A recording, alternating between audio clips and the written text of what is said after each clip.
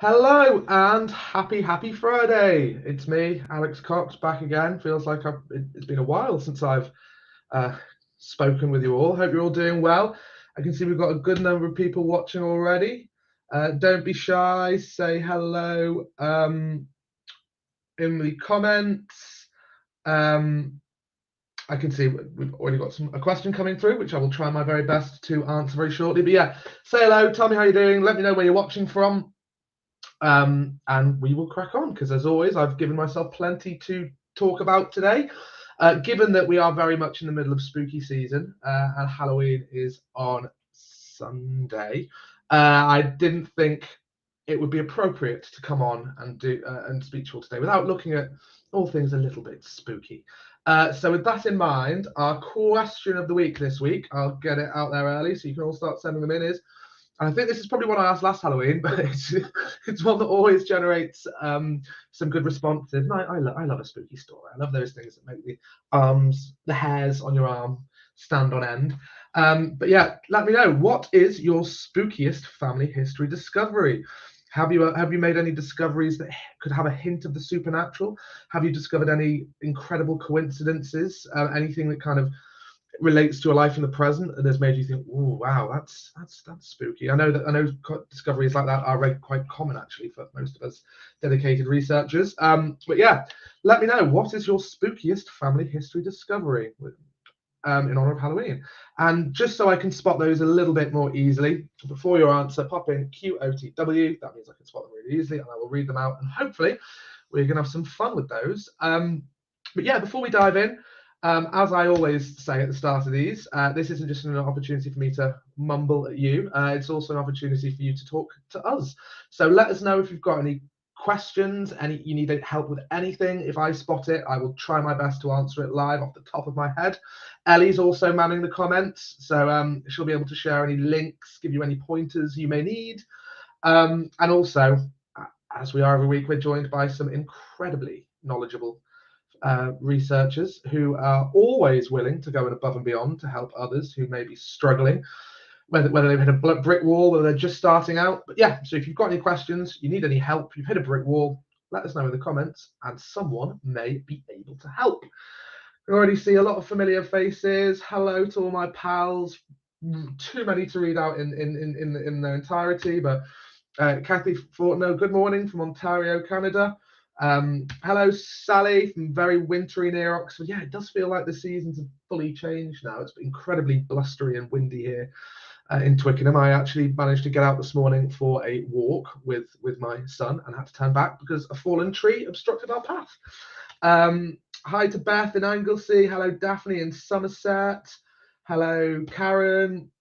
Hello, Elaine. Hello, Andrea in Stoke-on-Trent. Grew up not too far from Stoke-on-Trent. Love it around there. Fascinating history with the potteries and all that. Happy Friday to JS. Hello from Leicestershire. Yeah, they're all coming through thick and fast. Lovely to see you all. Always a nice way to end the week. Keep those coming in. And just to remind you, if you've tuned in a little bit late, question of the week this week, just to get the conversation flowing and hopefully give each other a little bit of a scare. It's what we do this time of year, isn't it? Spooky stories to tell in the dark. What is your spookiest family history discovery? Let us know. So, back to today's agenda. As I said, we'll be taking a look at, as well as discussing all your spooky finds, we'll be taking a look at this week's new records, which do have a bit of a spooky theme to them. We've released an incredibly interesting but very small collection relating to the persecution of supposed witches in Scotland in the 1500s. It's small but incredibly rich. Transcripts and images for both. I'll tell you a little bit more about that in a short while, as well as having a quick look at the fascinating history of the hysteria surrounding the dark arts and witchcraft in early modern Britain. Well, actually, it happened all over Europe, but I'll be focusing on the story in Britain. So there's some great stories in these records. The original document, the images of the original documents are fascinating to look at as well. You know, hundreds and hundreds of years old. History leaps off the page. So yeah, this week's new records, then some spooky stories from our newspapers, if we have time to do that. If you're a fan of ghost stories, look no further than our newspaper archive. There are thousands, actually probably hundreds of thousands of ghost stories in there from all parts of the country.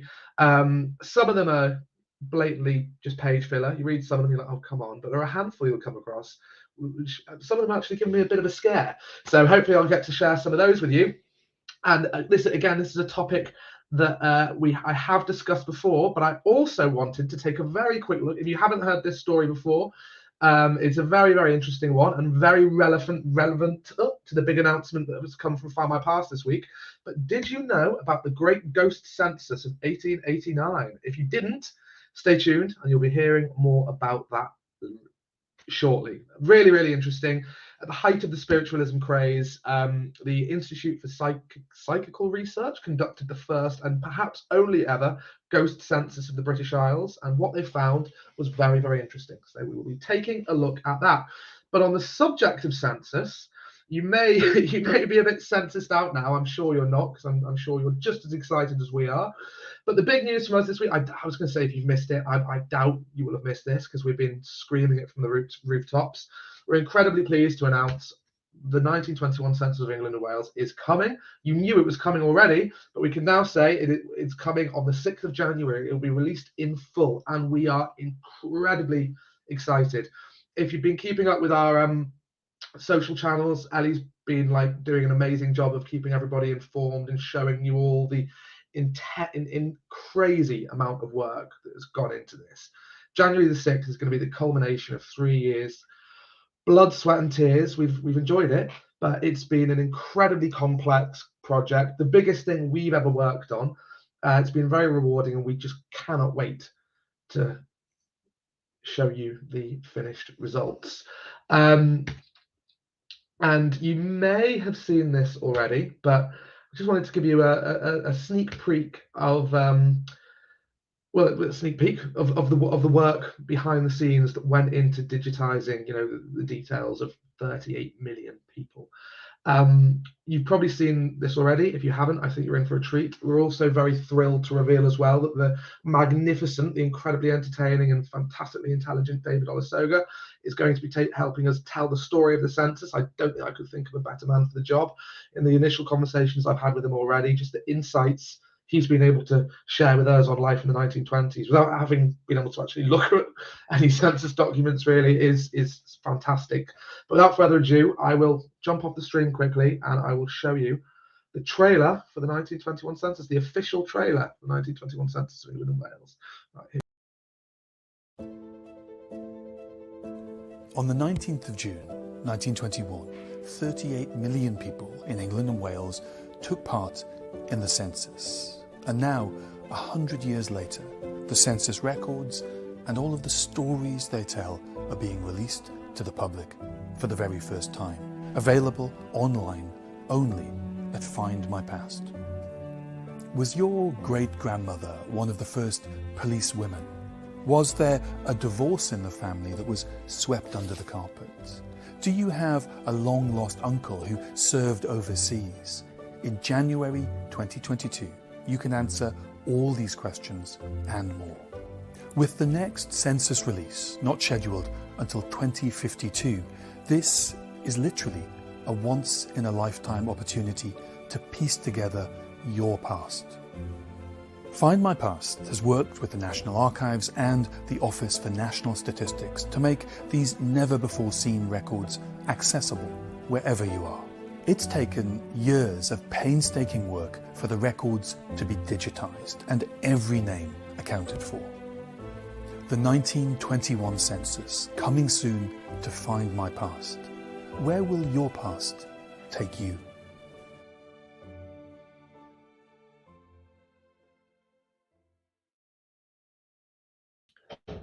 Brilliant. It wasn't that good. It wasn't that special. Well, that was a tiny slice of, I think, about 12 hours of footage that has been recorded. Due to the Census Act of 1920, a lot of this footage we won't be able to show you till January, but you'll be able to get loads more, a much more detailed view of exactly the incredible amount of work that went into bringing this online. It's apologies to those of you who are censused out, but we cannot contain our excitement. We're so pleased that we're finally able to start talking about this, and it's not that far away. Just touching on it very briefly, just the amount, as I've said before, the amount of work that's gone into this is crazy. Not only the largest project that we've worked on, but also, I believe, the largest the National Archives, our partners at the National Archives, have worked on as well. Just to put it into context, so it's more than 30,000 bound volumes. You've probably heard this already. More than 30,000 bound volumes, which were stored on 1.6 linear kilometers of shelving. Just imagine, it was quite hard for me to conceptualize how big the physical documents actually were until I got to go to the studio and see it all laid out. It is enormous. And every single page of this very, well, in some cases, rather fragile physical document had to be handled by a large and very experienced team of highly trained and very well qualified conservation technicians. They pored over every single page, doing all kinds of delicate tasks. This could involve removing any objects that could damage the paper, things like pins. Sometimes they found even old cigarette butts, coins, all kinds of amazing physical relics from the past that were still sealed between these pages. They'd have to correct folds, which might be covering the text, teasing apart pages that had become stuck together, restoring tears, checking for repairing any damage.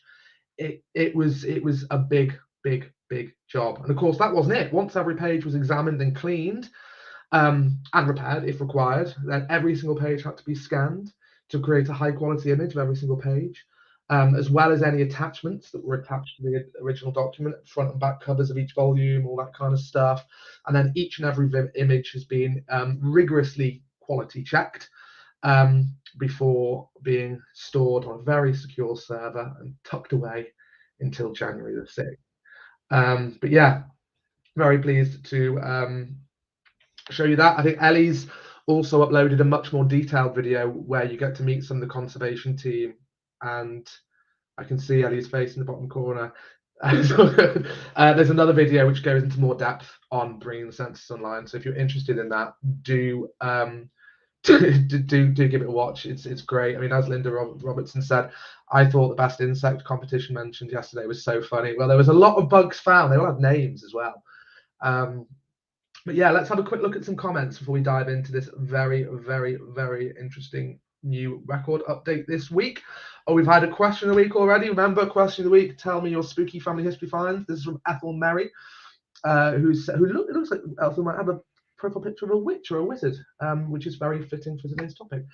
Question of the week, the house where my mum grew up in Ireland, the family would hear footsteps and music coming from the attic, but no one would be up there. My cousins, when very little, would complain that Peter Pan would keep... Oh, don't like that. You've succeeded there in making my hairs stand up. Peter Pan would keep them awake at night. Hopefully that was just their childlike imagination and nothing a bit more spookier. Let's have a look at some more. Lots of people saying they've enjoyed the video. Very pleased to hear that. And Linda saying, yeah, wow on David. We're thrilled to have him involved. Claire J. Brown, my grandfather's funeral was on Halloween. Oh, wow. Let's have another look. Janet Sutton, question of the week. Not so much spooky, but my mother died August 10th, 2009, on the anniversary of her father's birth, 10th of August, 1886. Well, that is quite a spooky coincidence, I think. Thank you very much for sharing that. Let's have a look. Question of the week. Looking through family photos and seeing the resemblance between the generations. I actually visited home for the first time back up in Liverpool, which I hadn't done for a long time. And my grandmother passed away about a year ago, and a lot of the things that was stashed away in the attic have started to make their way to my parents' house. And I found a load of old family photos, including one of my grandfather who died when I was very little, so I don't really remember him, in his RAF uniform. And I will get my mum to send me a photo because I'll show you next time I'm on here. The resemblance between him and myself is literally uncanny. It's like me wearing an RAF uniform, a lot more clean shaved and significantly smarter looking. But that stuff like that is always quite striking to see. Jane Richards, question of the week. When searching newspapers for my 3 times great grandfather, I found a ghost story about his farm in Budwada, Aberdaron. Sorry if I pronounced that terribly. Story went nationwide, things moving in his farmyard. That's a great one, and another great example of how full of spooky stories our newspaper archive is. And it's not just the more unusual, sensational titles like the Illustrated Police News. Regional newspapers across the UK often reported on ghost stories from other counties. One's happening over in Ireland. Yeah, and they're a great read. If you're looking for a Halloween activity, just look up ghost story in the newspapers. You will find tons. Sally Colgreve said, I need to tell you something. After a recent Friday, you were talking about... Oh, I always like to hear when a tip has paid off. I need to tell you something. After a recent Friday, you were talking about checking adverts in the papers. I did this. It was on Oz site, but who cares? Who cares? Yeah, you've got to go where you need to go to get the resources you need. If it was Trove is a very good website. I found details of the man sitting on my brick wall. Long story short, he had stolen £200 and was on the run in the outback. Oh, well, I'm very pleased you were able to find that. Searching ads is always worth doing. Daphne Hannon, while photographing family headstones in Norfolk, I came across a wooden cross with my name on it with the same date of birth. Ooh, yeah, that is rather chilling. And one more before I start looking at this week's new records. We start looking at a discovery of witches. Question of the week. The thing that always spooks me is looking at someone who turns out had an important date on the day I am researching. Yeah, that's a good one as well. Right, let's have a look at this week's new records. We have some brilliant ones for you this week. As I said, a little bit of a spooky theme. We do try. The fascinating publication I was talking about before is none other than Scotland Names of Witches 1658. I just realised I made a mistake. I said it was in the 1500s before. It was not. It's from the 1600s, which is, of course, when witch hunts and the persecution of suspected witches was at its all-time peak. But yeah, this is a very, very, very interesting publication. It contains the names of about 177 people, mainly women, but also some men and even some children who are accused of the dark arts, dabbling in the dark arts in the year 1658 in Scotland. And I'm sure many of you, because we're all history fans here, will know that being accused of witchcraft in 1658 would have been an incredibly serious affair. Many of these stories are incredibly tragic, and a lot of the accused would have met incredibly unpleasant fates. But we'll take a look at a little look at the book in a minute or two, but we'll just have a touch on the history of witches in Britain. So witchcraft was, there'd been witch trials in the medieval era, but it really didn't kick off until after 1563 when witchcraft was made a capital offence in Britain. It was deemed as a heresy, and as such, it was denounced by Pope Innocent in 1484.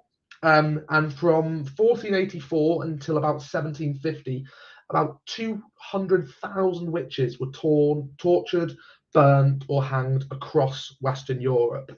So historians still haven't really agreed on whether it was more prevalent in Catholic or Protestant countries. From some of the reading I've done, it does appear to have been more of a Protestant or Puritan thing. In fact, countries like Spain, which were very well known for religious persecution with the Inquisition, they were more focused on heresy, publicly decrying those who'd been accused of heresy and burning them at the stake. But witch trials were very prevalent in colonial America, in Britain, happened a bit in the Netherlands, not quite as much as it did do in the likes of Germany and England, but it died out a lot earlier. But yeah, many women and some men and even some children were accused. Most were usually old women, and sadly, most of them were invariably poor. Anyone who was I think evidence has shown that anyone who is unfortunate enough to look a bit witchy, crone-like, or might have a snaggled tooth or sunken cheeks or have hairy lips, may have been presumed to have possessed the evil eye. If they also had a cat, this could be taken as proof, as witches always had a familiar, and the cat was usually the most common. But really, the long and the short of it was, it didn't take much to get denounced and accused and found guilty of witchcraft. As I said, many of the women who were condemned on this sort of very spurious evidence were hanged, sometimes burnt at the stake after undergoing truly appalling tortures. Sleep deprivation was a very common method used, as were the pilny winks, which were thumb screws, the iron Caspi claws, which was a form of leg irons heated over a brazier. Ooh, I just shudder thinking about that. And as you can imagine, given the brutality of the torture involved, confessions were usually achieved. Witch fever in the UK really did reach its peak in the 1640s. In fact, a terrible spate of witch fever gripped East Anglia for 14 horrific months between 1645 and 1646. Part of the reason for that was the people in these eastern countries were very Puritan and rabidly anti-Catholic, so they had a lot of firebrand preachers who could very easily sway their congregations, and their mission was generally to seek out the slightest whiff of heresy wherever they may find it within their flock. And some people actually made a living out of this terrible episode of history. I'm sure many of you have seen the fantastic Hammer House of Horrors film, The Witchfinder General. It's one of my favourite old horror movies, and one I probably will be watching this Halloween, where Matthew Hopkins, who was, and it is a true story as well, Matthew Hopkins was an unsuccessful lawyer. He travelled to East Anglia to help and became known as the witch. Well, say help. He travelled to East Anglia and became known as the Witchfinder General, and he had 68 people put to death in Bury St Edmunds alone. 19 people hanged at Chelmsford in a single day, and after Chelmsford, he set off for Norfolk and Suffolk. Aldeburgh paid him £6 for clearing the town of witches. King's Lynn paid him £15. A Grateful Stowmarket paid him £23. And bear in mind, this was at a time when the daily wages in today's money would be about 2.5 pence. So Matthew Hopkins, an evil man, was making an incredible amount of money off, ensuring innocent women were put to horrific torture and quite frequently executed. Sorry, cough. He had a few theories of deduction, which were based on devil's marks. These could be warts or moles or even a flea bite that he might take to be as the devil's mark and evidence that these women had been consorting with the devil. And he'd use a tool which he called his jabbing needle to see if these marks were insensitive to pain. And again, to show how unpleasant Matthew Hopkins actually was, it's believed that his needle was actually a 3-inch long spike which retracted into a spring-loaded handle. So many of these unfortunate women, never felt any pain because they weren't even really being pricked by this jabbing spike. There were other tests. There was a lady called Mary Sutton who was convicted of Bedford, and she was put to the famous swimming test. This is probably one you've all heard of. Her thumbs were tied to the opposite big toes, and she was flung into the river. If she was guilty, she would have floated. Floating meant she was guilty. If she sank, she was innocent. So it was a lose-lose situation for poor Mary. And poor Mary floated. But yeah, I guess the last reminder of Hopkins' reign of terror was actually discovered in 1921 in St Osyth in Essex. 2 female skeletons were found in a garden, pinned into an unmarked grave with iron rivets driven through their joints, and this was to make sure the witch could not return from its grave. But yeah, Hopkins was responsible for about 300 executions. It's tragic, and many of these women have been forgotten, but some are still remembered. There was a famous case of a lady called Mother Shipton, who's still remembered in Knaresborough, Yorkshire.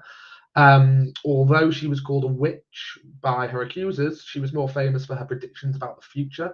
She apparently predicted cars, trains, planes, and the telegraph. There's a famous tourist destination around it as well, her cave, the Dipping Well, where objects were hung under the dripping water to become like stone. It's a popular place to visit. I've actually been. If you ever do end up in Knaresborough in Yorkshire, in August 1612, you had the Pendle Witches. This is another very famous case. 3 generations of one family who were marched through the crowded streets of Lancaster and hanged.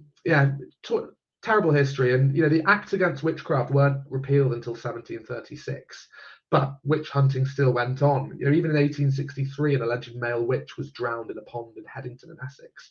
And in 1945, the body of an elderly farm labourer was found near the village of Mowen Hill in Warwickshire. His throat had been cut, and his corpse was pinned to the earth with a pitchfork. The murder remains unsolved, but the man was reputed locally to be a wizard. So there you go. It seems like the belief in witchcraft hadn't entirely died out. So yeah, that was my kind of garbled history of witches and persecution in Britain. But what about the book? I'm just taking another look at the comments before we take a closer look at the witching book from Scotland.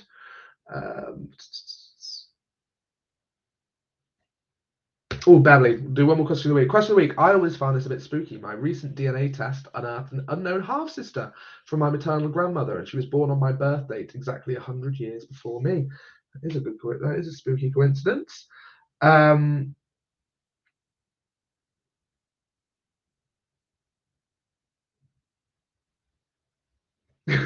Sally Cochran. I think it's spooky how everyone seems to relate to Miko. That is pretty spooky, isn't it? We find new relations every single week. Anyway, time is marching on, so I best tell you about this fascinating book of witches from Scotland. So, back to the book. So I've given you the history of persecution of witches. Persecution of Scottish witches was particularly fierce. Obviously, the very fiercely Protestant up there took it very seriously. But this is basically the collection that's currently available will be available forever to search on Findmypast, is a 350-year-old book. So the images are of the original pages, and it catalogues the names and other information of all those who were accused of witchcraft in Scotland in 1658. It'll, as well as their names, it'll tell you things, particularly if you consult the images, as well as the names, it'll tell you where they were from. It might provide you clues into their life. It'll give you notes on who accused them of their confession, and sometimes the verdict and what happened to them. It's very, very, very, very interesting. It was discovered in the Wellcome Library, which is an archive of medical history in London, but there's still more of mystery around it, because to this day, no one has conclusively determined who created this book or exactly why they created it. But yeah, this book was created at the peak of the witch hunting years, 1658 to 1662. And yeah, I think it's fair to say this did represent the kind of high watermark of persecution of accused witches in Scotland. And yeah, there's been some very, very interesting names in there, all tragic stories. And going through, I've had a bit of a search. Miko's been sending me some great stories as well, because I think this is one that came to us courtesy of Miko. But it does appear that a lot of the women who were accused, many of them were healers, practicing traditional folk medicine, which, medical science was in its infancy back then. Not everybody had access to a doctor. So people would always be looking, particularly peasant communities, would always be looking for ways to have their ailments treated, and folk healers filled that niche. But it was very, very easy for these folk healers to be accused of witchcraft and suffer a terrible fate as a result. The treatments they offered sometimes did help the poor communities they served, but if they didn't, accusations of witchcraft could very, very easily crop up. And looking through these pages, it's a similar story to what I was talking about before. The majority do appear to have been women, but you do see some men in there, and even some children as well, which is really terrible to think. Reading between the lines on some of them, it does look like these accusations could have come out of anywhere. There was a lot of hysteria going around, and many women would denounce others in their confession. So what you do see is a lot of the women who were being charged and entered into this book, it does turn out that a lot of their accusations came from women who were already on trial, and maybe they were doing this to try and, I don't know, escape a horrific punishment, stop the torture. We just don't know. But some of them could have been the result of local disputes, which escalated until the courts got involved, and then, of course, a sort of hysteria sets in. But these women and men would often confess to all manner of lawless things. Some that they rode the devil, some rode on the back of the devil across the countryside, some they attended meetings of masked individuals. But the most common feature seems to be renouncing their baptism. That's something that appears very, very, very, very frequently, or making pacts or issuing charms. But renouncing the baptism is the thing I see the most in most of these pages. As I've already touched on, men, pretty much all of these women were probably tortured. Sleep deprivation was almost certainly used if they weren't exposed to the more horrific methods. But yeah, it's truly, truly, truly fascinating little record set. Going through the pages, the stories are just very sad, but very, very, very interesting. what was I going to say on this? I've got some examples. To share with you as well. Some of the ones I've found. So, for example, there's the story of Barbara Erskine, who was tried at Stirling Toll Booth on March the 23rd, 1659. Like many of the other women, she was denounced in the trial of two other supposed witches named Bessie Patton and Margaret Talzior. They would have been from the same community, but Bessie and Margaret named Barbara when in their confessions. Barbara was accused of having made a pact with the devil, becoming his servant, making anti-baptismal and body and soul pacts, and conducting a charm that destroyed a ship at sea and killed 8 men. She confessed, probably after torture, was found guilty and executed. Another very interesting entry was Isabel Bennett, who was a folk healer, also from Stirling, and she was tried on the 16th of March, 1658. She confessed to charming. She admitted she used charms in her folk healing methods, but denied that she was actually practicing witchcraft. But she was still found guilty by Gilbert Robinson, who was named in the records as the man overseeing the trial. But the reason her entry is so interesting is during the trial, she actually described some of the charms she used. So I'll read a little extract for you here. In modern English, this isn't how it was literally written down. This is my best attempt at translating it.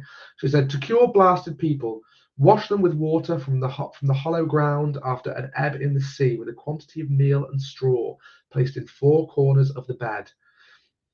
She would also use a horseshoe, a hook, and a piece of raw flesh. She said, the Father, Son, and Holy Ghost 3 times. To cure more, she walked people. I'm not quite sure what more was, but to cure more, she walked people around an oak pole 3 times, said some words to God and St. Brisbane.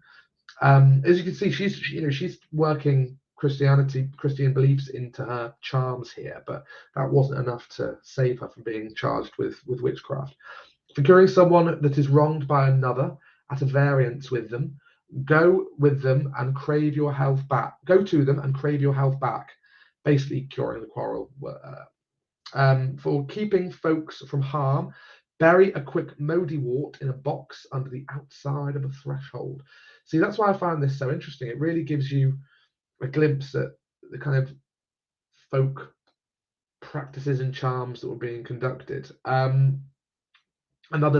lady who was unfortunately accused was Magdalene Blair. Again, another folk healer. There's a lot of folk healers in the records. She actually had numerous allegations made against her. One of them was a woman found a lump of flesh in her bed in the shape of a hand and fell ill.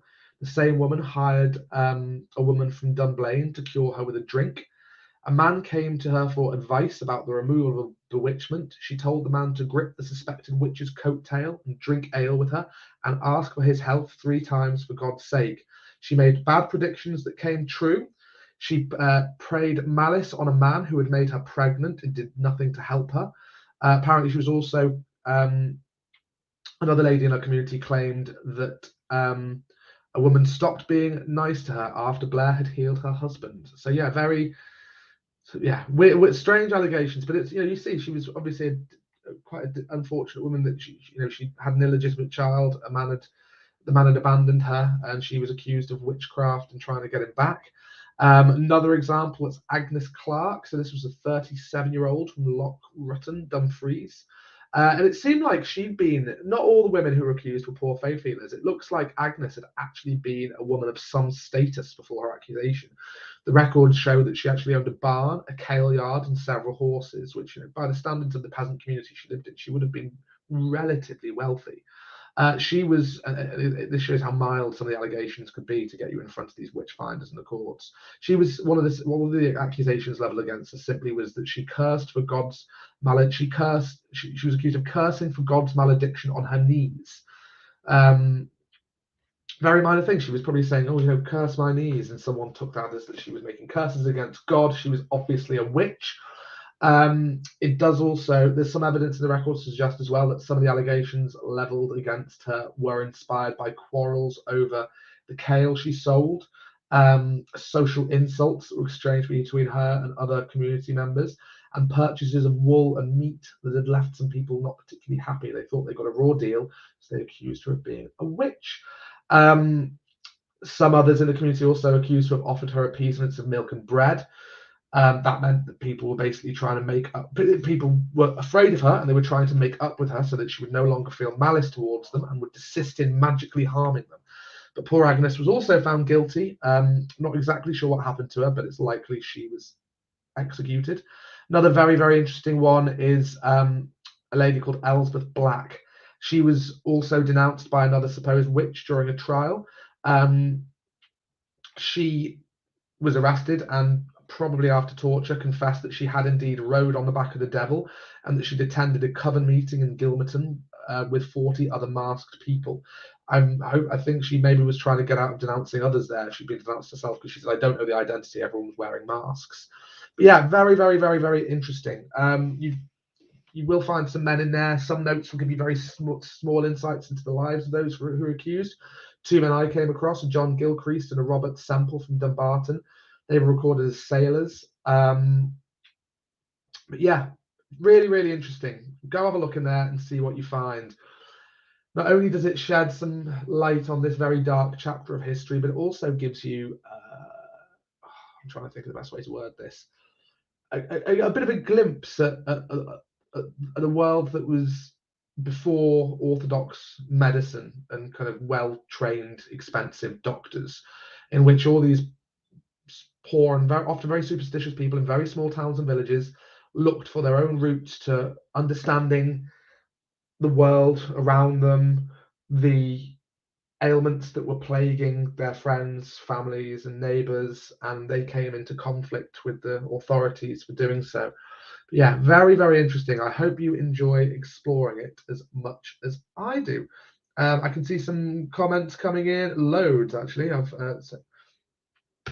Angel Weston Dunn said, I've traced an offshoot of family by the name of Hopkins to Essex, to the Essex area, back to around 1675. And oh, you could do. I'm wondering if we will find Matthew or in fact the Hopkins family from Essex who sailed on a pilgrim ship. If you do, let us know. Sally's already been diving into the witch's book. Blimey, the writing looks like it was written by a witch. It looks as spooky as it sounds. It's fascinating. It's not the easiest to decipher, but there are some great guides online for paleography if you need some help. I think we might actually have one on our blog as well. Andrew Alston said, question of the week, Facebook won't show me anything before I arrive. Well, there is, and I can help you there. Question of the week was, what was your spookiest family history discovery? I've written discover there, sorry about that. What was your spookiest family history discovery?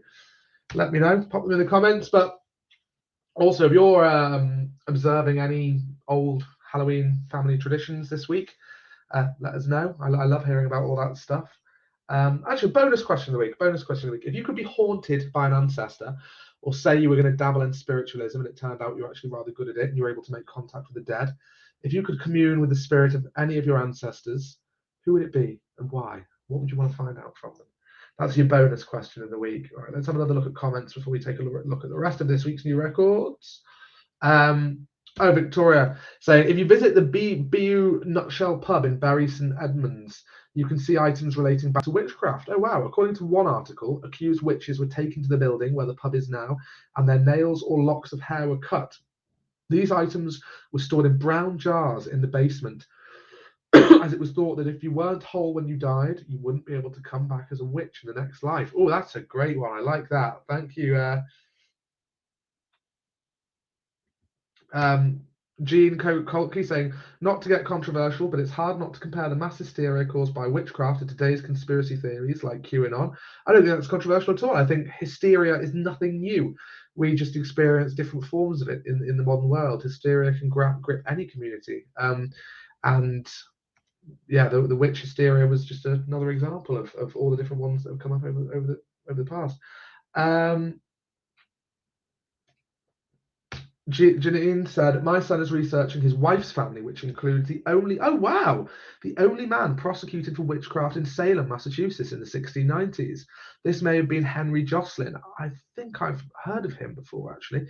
He was exonerated. Several women had tried alongside him, were not so fortunate. Karen Hughes, very convenient for the authorities if the witches were old single females with property. Yeah, that's I think the example we just reviewed before is a prime example of that. the lady who owned the stables, the kale yard, and the horses, Agnes Clark. Agnes was not old, but she wasn't young. She was 37. And I imagine the authorities would have taken ownership of her possessions once she was executed. Yeah, I think it was used to settle vendettas. It was used to gain wealth. I mean, as we saw from what I was showing before, Matthew Hopkins certainly did well out of all this. But yeah, it's tragic, but very interesting slice of history. Cheryl Sanderson has said, an ancestor of my husband's from Stokesley, North Yorkshire. The wise man of Stokesley, a man called Wrightson, is reputed to have been a great seer and healer. The seventh son of a seventh daughter, he was especially famed for healing cattle in his far sight. He died in the 1900s. Many villages had such wise men and women famed for their powers. I love that. Well, it's a good job that the wise man of Stokesley wasn't living in Stokesley in the mid-1600s, because it sounds like he probably would have ended up in front of the courts. That's a brilliant one. Thank you for sharing. Right, let's take another. Oh, brilliant. Bonus question of the week's coming in already. Bonus question of the week from Ellen. I would love to communicate with William Witter, why he decided to become a Baptist Puritan in Massachusetts. Bonus question from Janet. Second time's great-grandmother, and ask her who were the fathers of her 5 illegitimate children. Oh, that's a brick wall and a half, isn't it? It would make things a lot easier, wouldn't it, if you could just have a seance and ask your ancestors these questions directly. Sharon Simmons. My 3 times great-grandfather, to find out about his parents, where exactly they came from, and what were their birth names. His father was a freed slave. Oh, wow. Or his father to find out. That would be fascinating. And Beth, question of the week, would like to talk to some of my ancestors so they can provide me with information that I'm struggling to find. Wouldn't we all? Keep those coming in. Remember, question of the week, first question of the week, what was your spookiest discovery? Bonus question, if you could commune with the spirit of an ancestor, who would it be, why, and what would you ask them? But I've just realised the Book of Witches isn't the only record set we've added this week.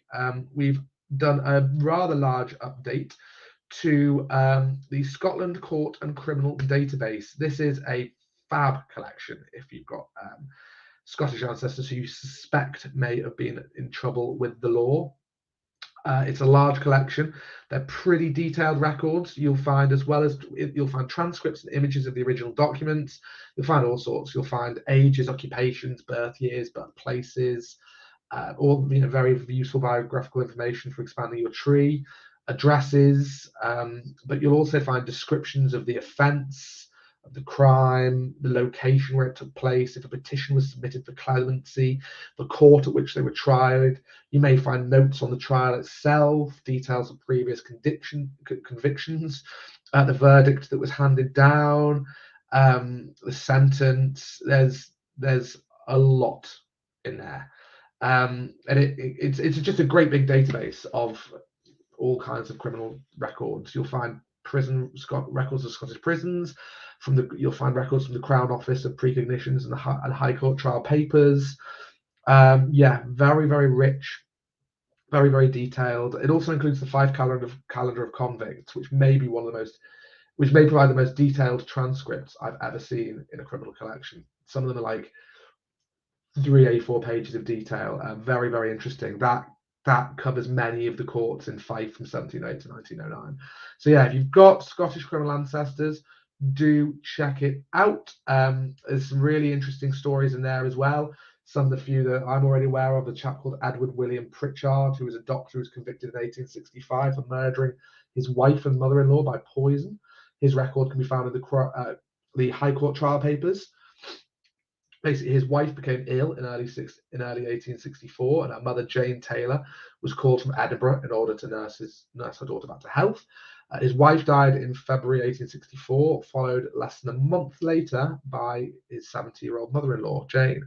And as a result of both deaths, Pritchard inherited a substantial sum, which obviously raised a few eyebrows, and an anonymous letter was sent to the authorities, which prompted further investigation. And after an examination of the bodies, it was revealed that both women had in fact been poisoned. Pritchard was convicted and executed for these 2 murders, but he was also suspected of murdering a servant girl, but wasn't tried for that crime. He was hanged in Glasgow on the 28th of July 1865 and was actually the last person to be publicly executed in Glasgow. So there you go. That gives you a taste of the kind of stories that you will find in these in the Scottish Criminal Database. Scotland Court and Criminal Database is the full title of it. And as usual, we've had, it wouldn't be a Findmypast Friday without a load of new newspapers. We've added 19 new titles, 13 from Scotland. I'm not going to read through them all because I think that might be a little bit boring for you. But Ellie can pop the link to the Friday's blog. I think Ellie probably has done already in the comments. Always the best place to get all the details on everything we've added.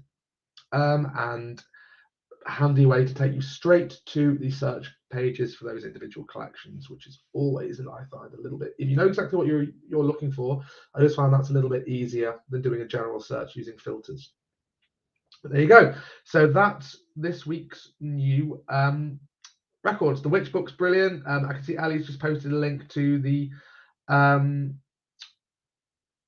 blog, so check that out if you want more info. And time, we only have about 10 minutes left, so I will very, very, very quickly take a look at some of the ghost stories that are being unearthed in our newspaper archive. And I'm going to do another plug here for our friends and colleagues over at the British Newspaper Archive. Even if you're not a subscriber to the British Newspaper Archive, you might have access to the newspapers through your Findmypast subscription. The BNA has a very, very well-researched and very entertaining blog. They post posts regularly on all matters of historical topics. They'll often have a look at anniversaries, things that are going on in the current news agenda and how they can be connected to the events of the past. They'll take closer looks at some of the specialty publications that we add to the site. Yeah, for any history enthusiast or any newspaper enthusiast, the British Newspaper Archive blog is a must-read. There's hundreds of posts on there. You could lose hours of your life reading all these fascinating things. And one of the posts that was published this week was about 10 of the most spine-chilling ghost stories that could be found in our newspaper archive.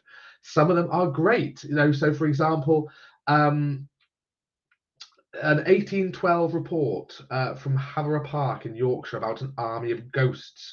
This was printed in the Leeds Mercury on the 18th of July 1812.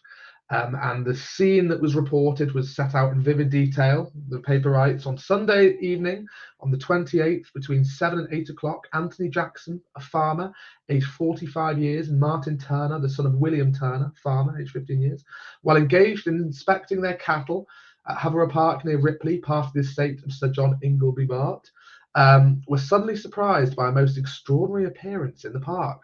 Turner, whose attention was first drawn to the spectacle, said, "Look, Anthony, what a quantity of beasts." But they weren't beasts, which young William had actually spotted, which led his father, Farmer Anthony, to say, "Lord bless us, they are not beasts, they are men." What William and Anthony were actually witnessing as they were inspecting their cattle was an army of ghostly soldiers in a white military uniform. Stood in the centre of them was a personage of commanding aspect who was clothed in scarlet. The army of ghosts then began to march in perfect order to the summit of the hill, passing the two terrified men. And then the report said, no sooner had the first body, which seemed to consist of several hundreds and extended 4 deep, over an enclosure of 30 acres, attained the hill, then another assemblage of men, far more numerous than the former, dressed in dark-coloured clothes, arose and marched without any apparent hostility after the military spectres. Haunted battlefields are actually quite a common theme in ghost stories. I actually haven't done a little bit of digging into this, but I imagine, given the date, maybe if you believe in ghosts, perhaps they were seeing spectres left behind from an old Civil War battle. Or perhaps, don't know what your belief in the supernatural is, maybe it was one of those events where maybe it wasn't necessarily spirits of the dead, but maybe it was a historical event being played back for them through some weird quirk of physics. Who knows? There's a lot we don't understand, I do think.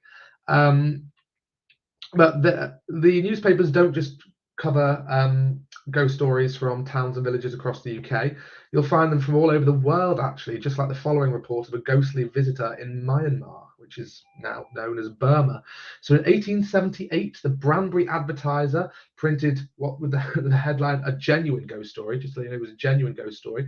And the reason they were so convinced it was genuine was because it was told by a Lieutenant General Albert Ficht.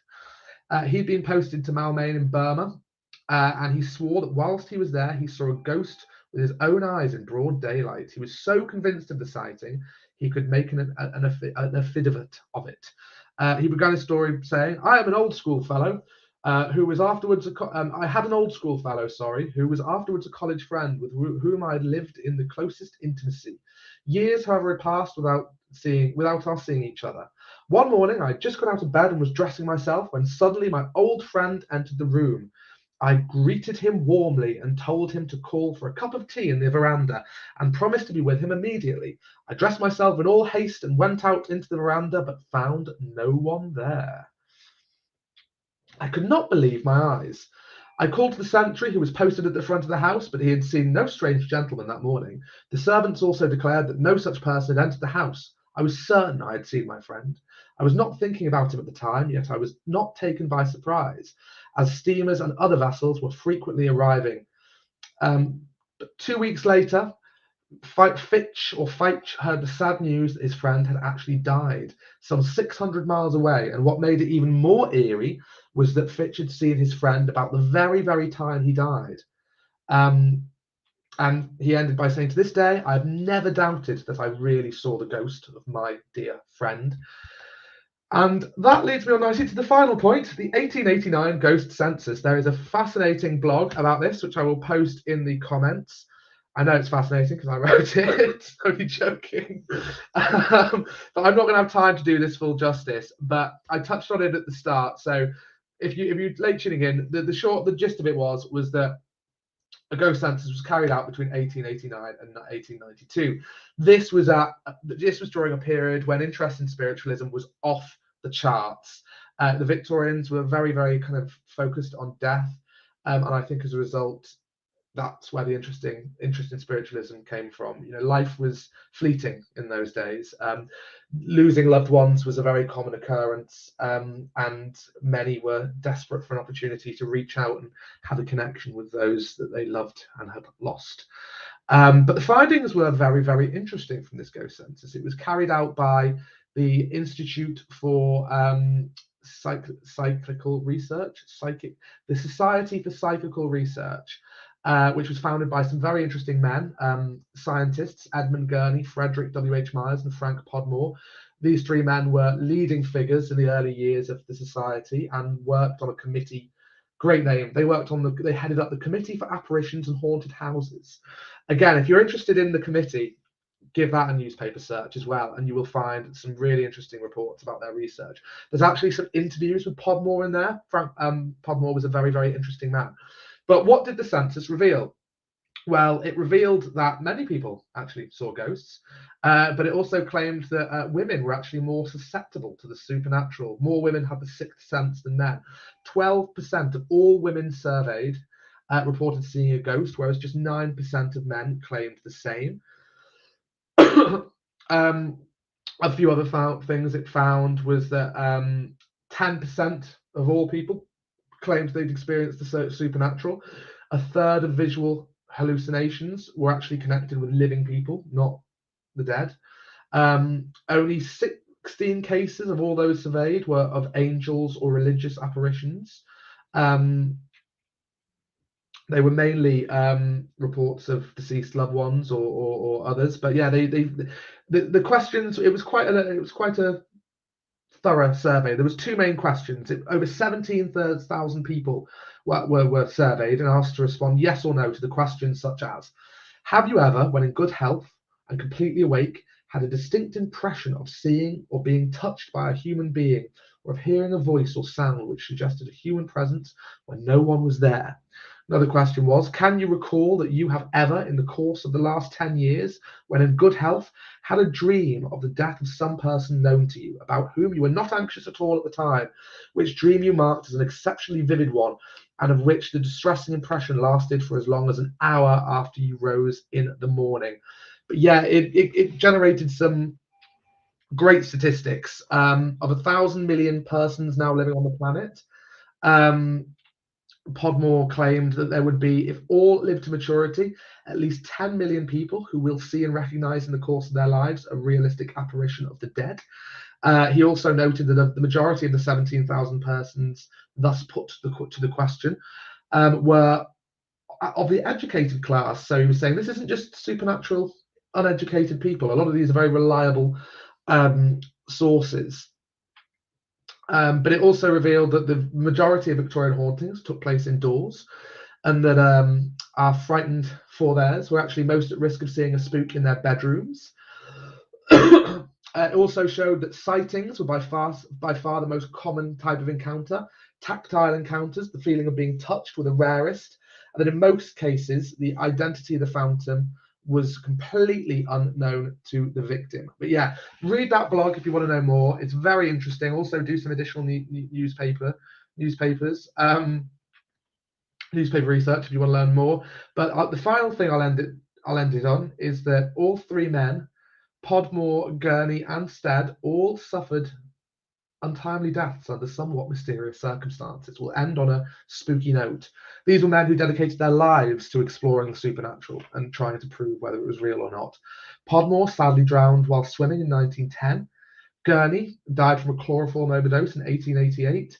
And after publicly declaring that for many, many years that he knew he would die by drowning, Stead was tragically proven right when he was killed during the sinking of the Titanic in 1912. And in a final spooky twist, Stead had actually written two short newspaper reports that foreshadowed his death almost perfectly.